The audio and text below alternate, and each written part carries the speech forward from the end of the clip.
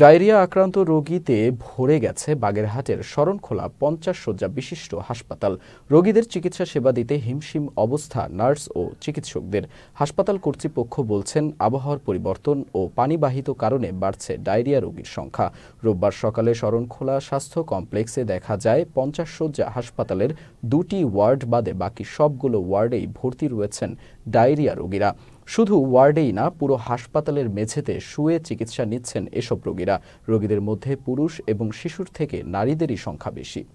তো পরিমাণে রোগী আসতেছে, আমরা চিকিৎসা দিতে মোটামুটি হিমশিম খেয়ে যাচ্ছি। ওয়েদার চেঞ্জ বা গরমের প্রভাব একটু বৃদ্ধি পায় শরণখোলা স্বাস্থ্য কমপ্লেক্সে। ইদানিং দেখা যাচ্ছে যে প্রয়োজনের তুলনায় যে পরিমাণ রোগী আসার কথা তার থেকে প্রায় ৩ থেকে ৪ গুণ প্রায় রোগী প্রতিদিন ডায়রিয়া রোগী ভর্তি হচ্ছে, এবং কিছু রোগী বহির্বিভাগ থেকে এবং জরুরি বিভাগ থেকে ট্রিটমেন্ট নিয়ে বাসায় চলে যাচ্ছে।